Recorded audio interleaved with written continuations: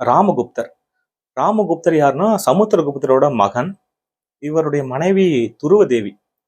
இவர் திறமையற்ற அரசர். இவர் சாக அரசுல ஒருத்தர் இருப்பார். அவர் என்ன பண்றாருங்க, துருவதேவியே கைப்பற்றி கொண்டு அவருடைய அரசுக்கு திரும்பி சென்று வருவார். அப்போ என்ன பண்றாருன்னா, அவருடைய தம்பி ராமகுப்தர் தம்பி தான் யாருங்க, இரண்டாம் சந்திரகுப்தர். அவர் என்ன பண்றாருன்னா, இந்த துருவதேவி கொண்டு தூக்கிட்டு போனார் இல்லையா சாக அரசர், சாக அரசுக்கே சென்று சாக அரசரை வீழ்த்தி துருவதேவியை மீட்டு கொண்டு வருவார். மீட்டு கொண்டு வந்து இவ்வளவு திறமையற்ற அரசராக இருக்கிற யாருங்க, இந்த ராமகுப்தரையும் கொன்றுவார். கொண்டுட்டு என்னங்க, துருவதேவியை திருமணம் செஞ்சுக்குவார். அவர் தான் யாருங்க, இரண்டாம் சந்திரகுப்தர். இரண்டாம் சந்திரகுப்தருக்கும் இந்த ராமகுப்தருக்கும் இடையே வாரிசுரிமை போர் ஏற்பட்டது என்று தெள்ள தெளிவாக சொல்ற புத்தகம் தேவி சந்திரகுப்தம் என்ற ஒரு புத்தகம். பார்த்தோம் ஸ்டார்டிங்லேயே தேவி சந்திரகுப்தரும் மற்றும் முத்ரா ராட்சசம் என்ற புத்தகத்தில் இருந்து யாருங்க, விசாகதத்தர். அவர் என்ன பண்ணியிருக்காருங்க, ராமகுப்தருக்கும் இந்த இரண்டாம் சந்திரகுப்தருக்கும் இடையே ஏற்பட்ட இந்த வாரிசுரிமை போரை பத்தி அவர் எழுதியிருக்கார். சரிங்களா. அடுத்து பாருங்க, இந்த இரண்டாம் சந்திரகுப்தை பத்தி பார்க்கலாம். ஸோ இவர் மிகப்பெரிய, அதாவது இந்தியாவில் குப்த பேரரசு இவருடைய காலகட்டத்தில் தான் மிகப்பெரிய வளர்ச்சி அடைந்ததுன்னு சொல்லியிருக்காங்க. சரிங்களா. இரண்டாம் சந்திரகுப்தர் இவருடைய ஆட்சி காலம் பொது ஆண்டு 380 பொது ஆண்டு 415 வரைக்கும். சரிங்களா. ஸோ இவர் என்ன பண்றாருன்னா, இவருடைய பேரரசை திருமண உறவின் மூலம் என்ன பண்றாருங்க, பெருசாகிறார். சமுத்திரகுப்தரை பத்தி பார்த்தோம் இல்லையா, சமுத்திரகுப்தர் என்ன பண்றாருங்க, போர் வெற்றிகள் மூலமாக தன்னுடைய பேரரசை, அதாவது தன்னுடைய அரசை விரிவாக்கம் பண்ணது யாருங்க, சமுத்திரகுப்தர். அதாவது சமுத்திரகுப்தரோட அவருடைய அரசு பார்த்தீங்கன்னா, இமயமலையிலிருந்து இங்க விந்திய மலை வரைக்கும், அங்க கிழக்கு பகுதியில பிரம்மபுத்திரால இருந்து மேற்கு பகுதியில எங்கங்க சிந்து நதி வரைக்கும் அவருடைய அரசை விரிவாக்கம் செய்யப்பட்டிருக்கும். சரிங்களா. இது எல்லாமே போர் வெற்றிகள் மூலயமாக வெற்றி கொண்டது யாருங்க, சமுத்திரகுப்தர்.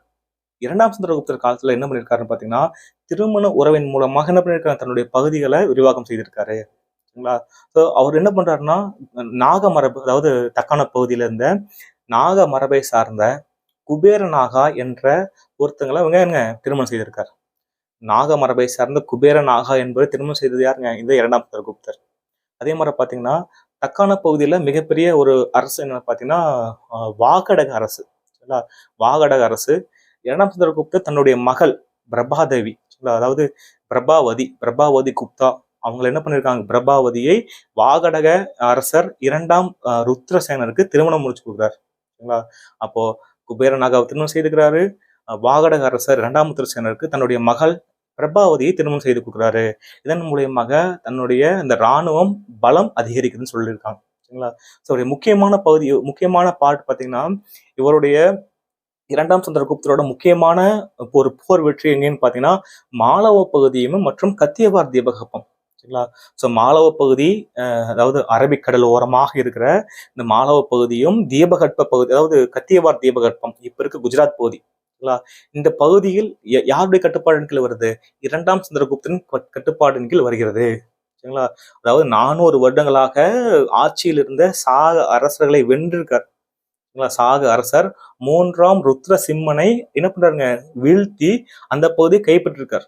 மேற்கு மாலவம் மற்றும் அந்த கத்தியவார் பகுதி, குஜராத் பகுதியை கைப்பற்றிருக்காரு.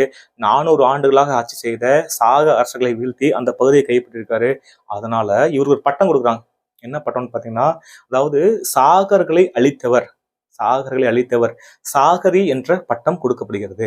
சரிங்களா. சாகரி என்ற பட்டம் இவருக்கு வழங்கப்படுகிறது. சாகர்களை அழித்தவர் என்ற பட்டம் வழங்கப்படுகிறது. சரிங்களா. இவர் மிக மிக மிக முக்கியமான ஒரு ஒரு முக்கியமான இவருக்கு பட்டப்பேர் இருக்கு. அவருக்கு பட்டப்பேர் என்ன, விக்ரமாதித்யன் என்ற ஒரு பட்டப்பேர். சரிங்களா. ஸோ விக்ரமாதித்யன் என்று அழைக்கப்படுவது யாருங்க, இந்த இரண்டாம் சந்திரகுப்தர். அதாவது இவருடைய தலைநகரம் பார்த்தீங்கன்னா, பார்த்தோம் நம்ம குப்தர் அரசோட தலைநகரம் எங்கீங்க, பாடலிபுத்திரன் தான் ஃபர்ஸ்ட் தலைநகரம். இவர் இரண்டாவதாக தலைநகரத்தை எடுத்துக்கிறாரு, உஜ்ஜயினி என்ற பகுதி, மத்திய பிரதேசத்துல உஜ்ஜயினி என்ற பகுதி, இது இரண்டாவது தலைநகரமா ஆக்கி கொள்றார். ஸோ உஜ்ஜயினியை இரண்டாவது தலைநகராக ஆக்கி கொண்ட குப்த அரசர் யாருன்னு கேட்பாங்க, யாருங்க, இந்த இரண்டாம் சந்திரகுப்தர். இவருடைய ஆட்சி காலத்துல அதனுடைய ஆட்சி எல்லாம் எங்க இருந்துங்க, மேல இமயமலையில இருந்து கீழே இங்க நர்மதா ஆறு வரைக்கும், ரைட் சைட்ல கங்கை, அதாவது பிரம்மபுத்திரால இருந்து இங்க இந்த மேற்கு பகுதியில அரபிக்கடல் வரைக்கும். ஒரு எக்ஸாம்பிள் கேட்டிருக்காங்க. அரபிக்கடல் வரைக்கும் பரவன குப்த பேரரசு எந்த காலகட்டத்துல, எந்த குப்த பேரரசின் காலகட்டத்துல அவருடைய எல்லை அரபிக்கடல் வரைக்கும் பரவினு கேட்டிருக்காங்க. அது இரண்டாம் சந்திரகுப்தர் காலகட்டம் வரைக்கும். சரிங்களா? பார்த்துக்குங்க. 2ஆம் சந்திரகுப்தர் என்ன பண்றாங்க, தலைநகரை முதல்ல தலைநகர் பாடலிபுத்திரத்தையும், 2ஆம் தலைநகரை உஜ்ஜயினியும் எடுத்துக்கிறாரு.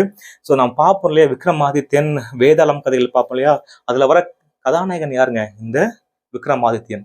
சரிங்களா? விக்ரமாதித்யன் என்று அழைக்கப்பட்டவர் யாருங்க, இந்த 2ஆம் சந்திரகுப்தர். சரிங்களா? இவருடைய இந்த பார்த்தோம், இந்த மேற்கு மாலவத்தையும் மேற்கு மாலவ பகுதியும் இந்த கத்தியவார் தீபகற்பத்தையும் கைப்பற்றப்படும் பொழுது இந்த வாகட இளவரசர் பார்த்தோம் இல்லையா, அந்த அந்த அந்த பகுதியை சார்ந்தவங்க, அந்த பகுதியிலிருந்து வந்த இராணுவம் அவருக்கு உறுதுணையா இருந்திருக்கும். நான் பார்த்தோம், பிரபாவதியை 2ஆம் ருத்ரசேனருக்கு திருமணம் முடித்து கொடுக்குறாரு. இந்த 2ஆம் ருத்ரசேனர் திருமணமாகி ஒரு 5 வருடங்கள உயிரோடு இருக்கார். சரிங்களா? அடுத்து அந்த அந்த அந்த பகுதி யாருக்கு யாருக்கு கீழே வருது பார்த்தீங்கன்னா, பிரபாவதி அவங்களுக்கு கீழே வருது. தன்னுடைய மகள் கீழே வரும் பொழுது அந்த பகுதி யாருடைய மறைமுகமாக அதை ஆட்சி செய்தது யாருன்னா, இந்த 2ஆம் சந்திரகுப்தர். சரிங்களா? இவர் இந்த பகுதி மட்டும் அல்லாது, அதாவது தொலைதூர பகுதியான ஹூனர்கள், அதே மாதிரி காம்போஜர் மற்றும் கிராதர் போன்ற வெளிநாட்டு பகுதிகளும் இவர் கைப்பற்றிருக்கிறதா சொல்லியிருக்காங்க. பாக்டீரியா பகுதிக்கும் அவர் படையெடுத்து சென்றிருக்கா சொல்லியிருக்காங்க. பாக்டீரியா பகுதி எங்க இருக்குங்க, மேல வடமேற்கு பகுதியில் இருக்கு. அந்த பகுதிக்கும் அவரு படையெடுத்து சென்றிருக்காரு. சரிங்களா? இவர் என்ன பண்றாருன்னா, வெள்ளி நாணயத்தை வெளியிட்டிருக்காரு. அமைச்சுங்க, தங்க நாணயத்தை வெளியிட்டவர் எங்க பார்த்தோம், தினார்னு பார்த்தோம், சமுத்திரகுப்தர். வெள்ளி நாணயத்தை வெளியிட்ட முதல் குப்த அரசர் 2ஆம் சந்திரகுப்தர். சரிங்களா? இந்த வெள்ளி நாணயத்துக்கு, குப்த அரசர் வெளியிடப்பட்ட இந்த வெள்ளி நாணயத்துக்கு என்ன பேருன்னு பாத்தீங்கன்னா, ரூபகான்னு சொல்றாங்க. ரூபகா, இந்த வெள்ளி நாணயத்துக்கு பேர் ரூபகா. அதே மாதிரி பார்த்தோம், தங்க நாணயம் என்னங்க, தினார் என்று பார்த்தோம் இல்லையா. சமுத்திரகுப்தரால் வெளியிடப்பட்ட தங்க நாணயத்துக்கு பேரு தினார். அதுக்கப்புறம் பின்னாடி வந்த அரசர்களும் தங்க நாணயங்களை வெளியிட்டாங்க. வெள்ளி நாணயம் வெளியிட்ட முதல் குப்த அரசர் யாருங்க, 2ஆம் சந்திரகுப்தர். அதுக்கு பேர் என்ன சொல்றாங்க, ரூபகான்னு சொல்றாங்க. சரிங்களா?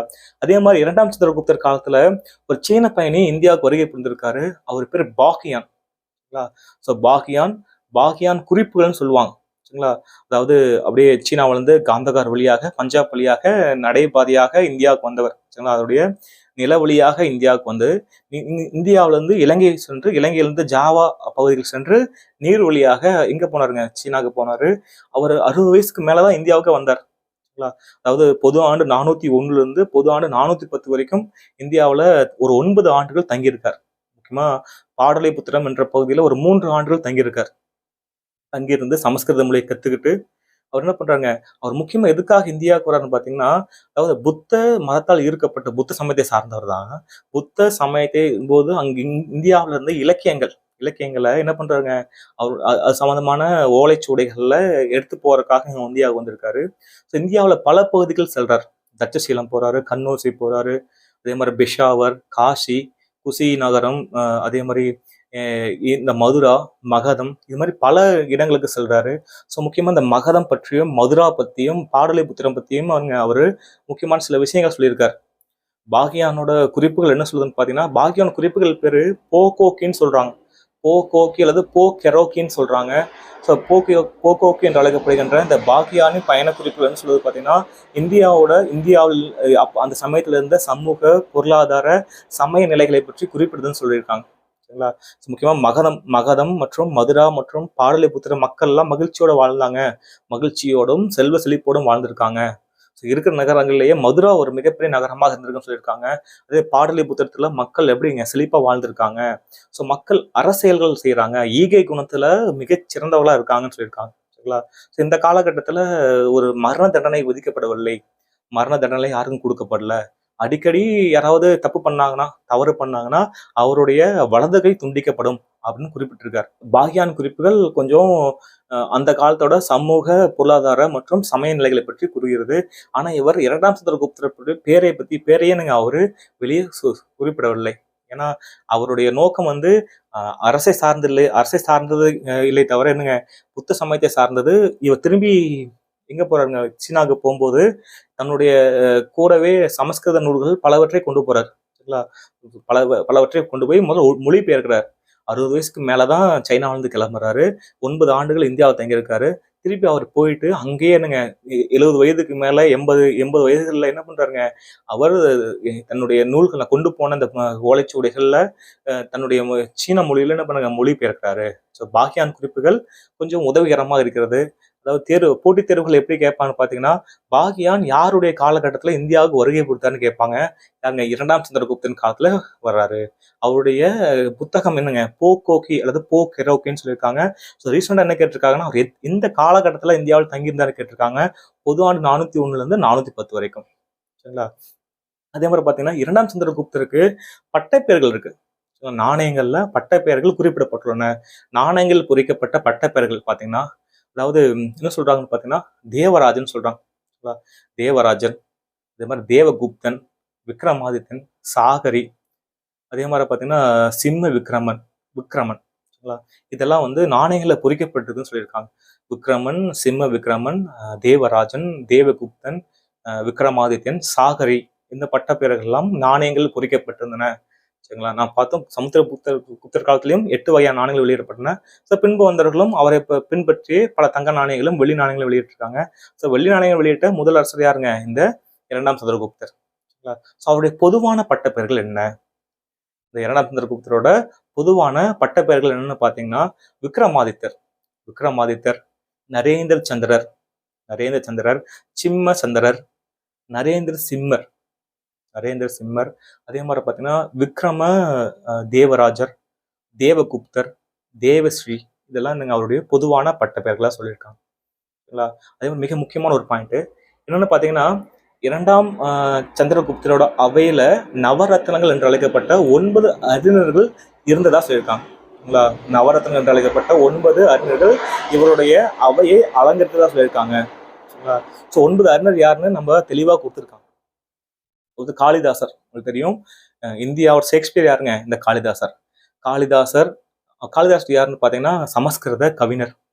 ஹரிசேனர் சமஸ்கிருத புலவர். அதே மாதிரி அமர் சிம்மர் அகராதியியல் ஆசிரியர் அமரசிம்மர். அதே மாதிரி தன்வந்திரி, தன்வந்திரி யாருங்க? ஒரு மருத்துவர்னு சொல்றாங்க. தன்வந்திரி மருத்துவர். சரிங்களா? அதே மாதிரி பாத்தீங்கன்னா காகபானகர், காகபானகர் ஜோதிடர் அப்படின்னு சொல்றாங்க. அதே மாதிரி வராகமிகிரர், வராகமிகிரர் வானியல், வானியல் அறிஞர்னு சொல்றாங்க. வராகமிகிரர் வானியல் அறிஞர். வராச்சி, வராச்சி இலக்கண ஆசிரியர், வராச்சி இலக்கண ஆசிரியர். அதே மாதிரி நீங்க அதாவது வித்தலப்பட்டர்னு ஒரு சொல்றாங்க. வித்தலப்பட்டர் யாருங்க? வித்தலப்பட்டர்னா மாய வித்தைக்காரன்னு சொல்றாங்க. வர வித்தலப்பட்டர் மாய வித்தைக்காரர். இடையில ஒருத்தர் இருக்காரு, அவருக்கு சன்குன்னு சொல்லிட்டார். சன்கு அவர் கட்டடக்கலை நிபுணர். சன்கு கட்டடக்கலை நிபுணர். முதல்ல காளிதாசர் சமஸ்கிருத, அதாவது சமஸ்கிருத கவிஞர். ஹரிசேனர் சமஸ்கிருத புலவர். அமர் சிம்மர் அகராதியியல் ஆசிரியர். அதே மாதிரி இவர் நம்ம தன்வந்திரி மருத்துவர். அதே மாதிரி காகபானகர் ஜோதிடர். சன்கு கட்டடக்கலை நிபுணர். வராகமிகிரர் வானியல் ஆசிரியர். அதே மாதிரி வராச்சி அவர் இலக்கண ஆசிரியர். அதே மாதிரி விட்டலப்பட்டர் யாருங்க? மாய வித்தைக்காரர். சரிங்களா? ஸோ இவங்கெல்லாம் இந்த நவரத்னங்கள் என்று அழைக்கப்பட்ட அந்த 9 அறிஞர்கள் இரண்டாம் சந்திரகுப்தரோட அவையை அலங்கரித்ததா சொல்றாங்க. அடுத்து நாம பார்க்க போறது முதலாம் குமாரகுப்தர். சரிங்களா? இவருடைய காலகட்டம் பொது ஆண்டு 415 இருந்து பொது ஆண்டு 456 வரைக்கும். சரிங்களா? இவருடைய காலகட்டம் குமாரகுப்தர், முதலாம் குமாரகுப்தர். இது வரைக்கும் பார்த்தோம் இல்லையா? அதாவது தங்க நாணயத்துல கருடனோட முத்திரையெல்லாம் பொறிச்சிருக்காங்கன்னு பார்த்தோம். ஸோ இவருடைய தங்க நாணயத்துல என்னன்னா, கருடனுக்கு பதிலாக முதலாக மயில், அதாவது கார்த்திகேயர் முருகர் இருக்கார் இல்லையா? முருகரை முதலாக நாணயங்கள் பொறுத்தவர் யாருன்னா இந்த முதலாம் குமாரகுப்தர். சரிங்களா? இவருக்கு பேர் இருக்கு, மகேந்திர ஆதித்யர்னு ஒரு வேறு பெயர்கள், மகேந்திர ஆதித்யன் ஒரு பேரு.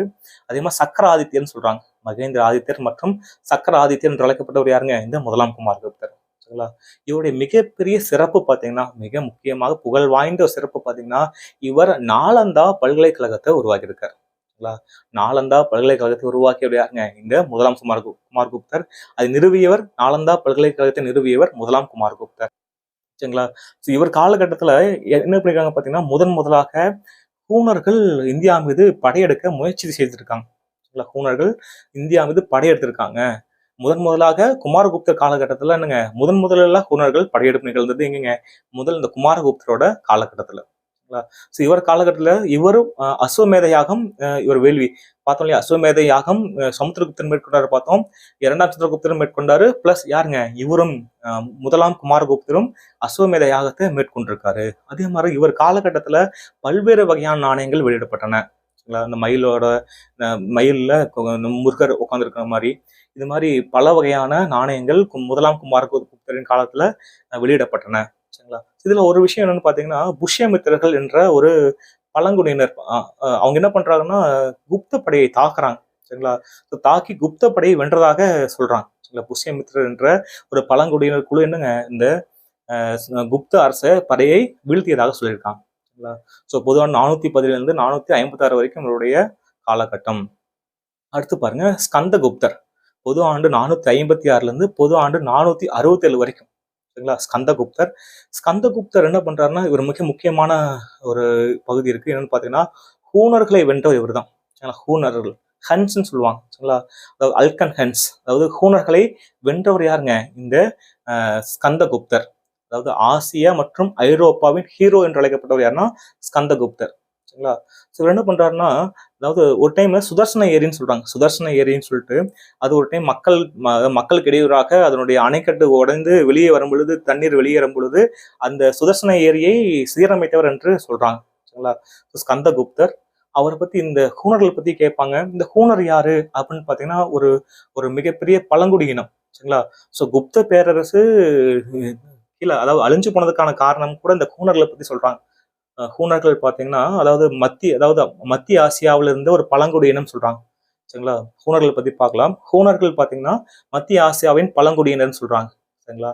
அதே மாதிரி வரலாற்று அறிஞர் டாசிடஸ் அப்படின்னு ஒருத்தர், டாசிடஸின் கூற்றுப்படி இவங்க காஸ்பியன் கடல் பக்கத்துல இருந்த பழங்குடி இனத்தவர்னு சொல்றாங்க. சரிங்களா. ஸோ இவங்க என்ன பண்றாங்கன்னா, ஒரு 2 குழுக்கள், ஒரு குழுக்கள் வந்து ஐரோப்பா நோக்கி போகுது, ஒரு குழு இந்தியாவை நோக்கி வருது. சரிங்களா. ஐரோப்பாவை நோக்கி போன குழு வந்து மிக இந்த ஹூனர்கள் என்ற பழங்குடியின குழுக்கள் என்ன பண்றாங்கன்னா, கொலை செய்வதில் மிக, அதாவது மூர்க்க குணம், அரக்கர்கள் மாதிரி செயல்பட்டாங்க. பெண்கள், குழந்தைகள் யாரா இருந்தாலும் அனைவரும் கொல்லும் முறை ஒரே முறை தான் சொல்றாங்க. சரிங்களா. என்ன பண்றாருன்னு பாத்தீங்கன்னா, ஐரோப்பா பக்கம் போனது பாத்தீங்கன்னா அவருடைய தலைவர் பேர் அட்டிலான்னு சொல்றாங்க. அட்டிலானா ஒல்லியா கொஞ்சம் ஆளை பாத்தீங்கன்னா ரொம்ப ரொம்ப அவர் பார்க்கவே ரொம்ப நோஞ்சா மாதிரி இருக்க ஒருத்தர் என்ன பண்றாருங்க, ஐரோப்பாவில் ரோமாபுரி இந்த ரோம் நகரத்தையே அச்சுறுத்திறார். ரோம் நகரத்தையும் கான்ஸ்டாண்டினோபிளையும் அச்சுறுத்திய ஒரு நபர் யாருங்க, இந்த அட்டிலா என்ற ஒருத்தர். அந்த பக்கம் போனது வேற ஹூனர் பகுதியில 2 பிரிவுல ஒரு பகுதி ஐரோப்பா நோக்கி போயிடுச்சு. இன்னொரு பகுதி இந்தியாவை நோக்கி வந்துச்சு. இந்தியாவை நோக்கி வந்தவர்கள் பிரிவை வெள்ளை ஹூனர்கள் என்று அழைக்கிறார்கள். ஹன்ஸ், வெள்ளை ஹூனர்கள். இந்த வெள்ளை ஹூனர்கள்ல அதுலயே 2-3 விதம் இருக்கு. அல்கன் ஹூனர்கள், ஹேப்தலைட்ஸ்ன்னு சொல்றாங்க. அதே மாதிரி கிராதகர்னு சொல்லுவாங்க. அந்த கிராதகர் இதெல்லாமே என்னங்க ஹூனர்களோட பிரிவுகள். சரிங்களா. அந்த கிராதர்களையும் இந்த ஹேபத்தைட்ஸ் என்று அழைக்கப்படுகின்றவர்களையும் 2 பேர்த்தையும் வெற்றி கொண்டது யாருன்னா இந்த ஸ்கந்தகுப்தர்.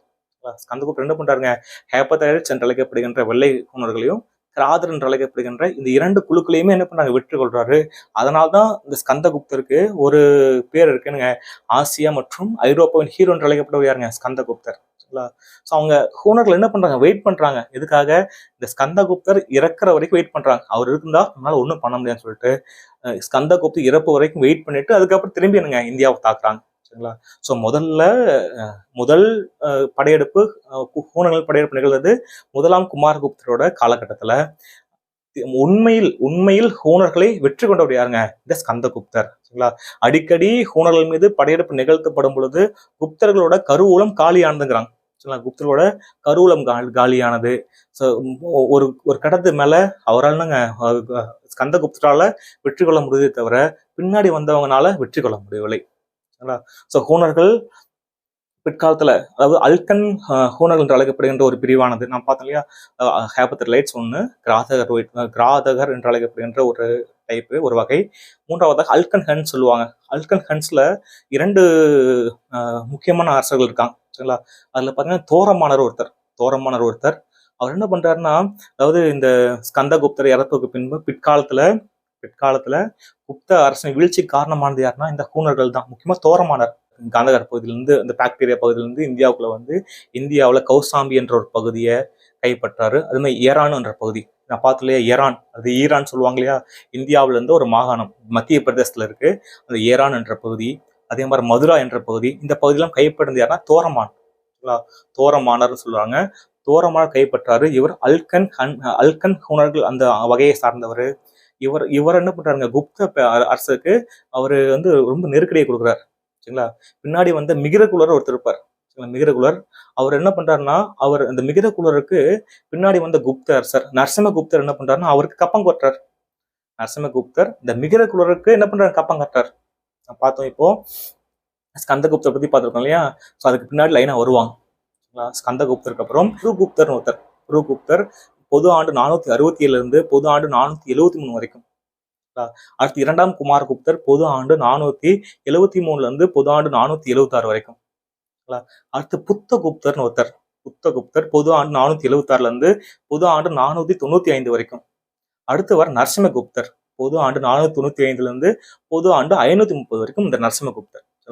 நரசிம்மகுப்தர் என்ன பண்றாருங்க, இந்த மிகிரகுலர் தோரமானவரோட அவருடைய மகன் யாருங்க, மிகிரகுலர் கப்பம் கட்டுறார். சரிங்களா? அவர் வந்து நரசிம்மகுப்தர் என்ன சொல்றாங்கன்னா பாலாதித்யர்னு சொல்லுவாங்க. நரசிம்மகுப்தர் பாலாதித்யர்னு சொல்லுவாங்க.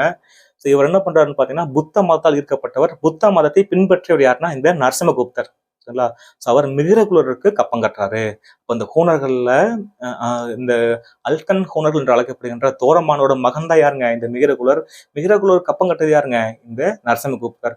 ஒரு கட்டத்துல மாலவ பகுதியை சார்ந்த யசோதவர்மனும் நரசிம்மகுப்தாவும் இணைந்து என்ன பண்றாங்க, மிகிரகுலரை துரத்தி விட்டுறாங்க. நாட்டை விட்டு துரத்தி விட்டுறாரு. மிகிரகுலர் என்ன பண்றாங்க, தப்பிச்சு என்ன பண்றாங்க, காஷ்மீர் பக்கம் போயிடுறாரு. என்னவா இருந்தாலும் சரி, பிற்காலத்துல இந்த குப்தர்களோட பேரரசு யாரால் வீழ்ச்சி அடைந்தது, இந்த ஹூனர்கள் வருகையின் போது வீழ்ச்சி அடைந்ததுன்னு சொல்லியிருக்காங்க. முக்கியமா வெள்ளை ஹூனர்கள் என்று அழைக்கப்படுகின்றவர்களால் அவங்க பாதிக்கப்பட்டதா சொல்றாங்க. சரிங்களா? அதே மாதிரி பாருங்க, நரசிம்மகுப்தருக்கு அப்புறம் 3ஆம் குமாரகுப்தர். 3ஆம் குமாரகுப்தன் காலவரை பொது ஆண்டு 530 இருந்து பொது ஆண்டு 540 வரைக்கும். கடைசி அரசர் யாருன்னு பாத்தீங்கன்னா விஷ்ணுகுப்தர்.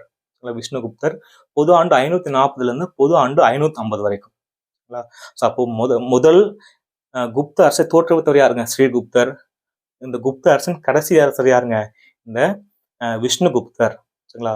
அதே மாதிரி குப்த அரசின் முதல் பேரரசர் யாருன்னு பாத்தீங்கன்னா 1ஆம் சந்திரகுப்தர். அதாவது கடைசி பேரரசர் யாருன்னா ஸ்கந்தகுப்தர். உங்களுக்கு ஒரு முக்கியமான ஒரு அன்பான வேண்டுகோள் என்னன்னா, இந்த வீடியோ பதிவு உங்களுக்கு எந்த வகையில உங்களுக்கு பயனுள்ளதாக இருக்கிறது? முதல்ல மிக மிக பயனுள்ளதாக இருக்குது எனில் ஆப்ஷன் ஏ, சாய்ஸ் ஏவை தேர்ந்தெடுங்க. இல்லை எங்களுக்கு உதவிகரமாக இருக்கிறது எனில் ஆப்ஷன் பி, சராசரியாக இருக்கிறது எனில் ஆப்ஷன் சியையும், பயனளிக்கவில்லை என்றால் டி என்ற ஆப்ஷனையும், மேற்கூறிய எதுவுமே இல்லை என்றால் இ ஆப்ஷன் தேர்ந்தெடுத்து கமெண்ட் செக்ஷன்ல நீங்க அதை பதிவிடுங்க. Transforms into thoughts, thoughts result into action.